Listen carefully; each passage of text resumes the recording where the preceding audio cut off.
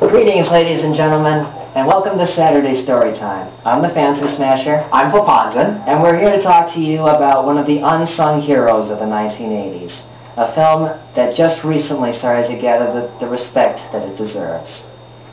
What is said to be the greatest cult classic of all time. Cult classic? That's right, the Citizen Kane of underground movies. None other than Richard Elfman's masterpiece and theatrical debut, Forbidden Zone. Ah, but not just the Forbidden Zone. In this case, Forbidden Zone in color. That's right, ladies and gentlemen. This film was first released in black and white, and just a few years ago, finally was released in full color.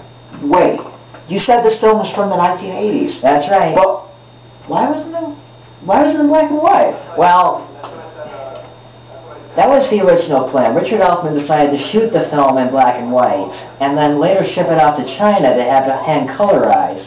But they ran out of money, and with the particular critical reception that it received, they just couldn't do it. So, for many, many years, it was left alone in black and white, which is actually not problematic.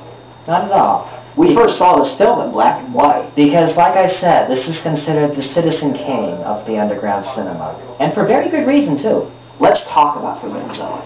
Well, much like Orson Welles, the co-writer, director, and star of Citizen Kane, Richard Elfman had a theatrical troupe called the Mystic Knights of the Oingo Boingo.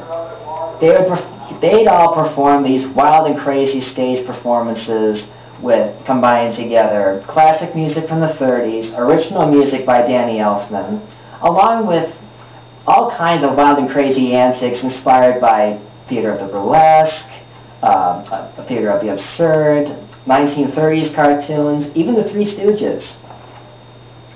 Well, as 1980 rolled along, Richard Elfman became interested in filmmaking. Danny Elfman wanted to go on to create a rock and roll group, and the other members, well, let's just say they had their own intentions after that. Yeah.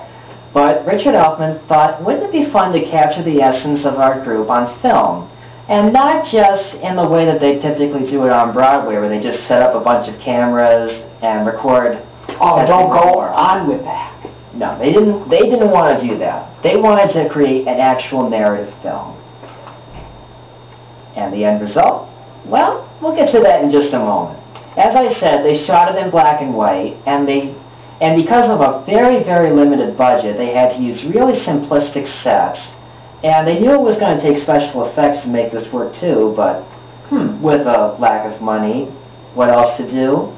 Well, they answered that question simply by hiring John Muto. He was an animator who was very unknown at the time, and he composed these beautiful animated shorts for the film using a combination of airbrush and traditionally hand-drawn animation, along with a cutout animation style similar to Terry Gilliam of the Monty Python troupe. Monty Python's Flying Circus? That's right. Now, we know a lot about Monty Python, don't we? Yes, we do.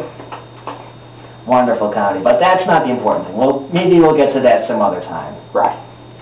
So this film took about 3 years to make. They used, as I said, very basic and very simple special effects, camera techniques and everything.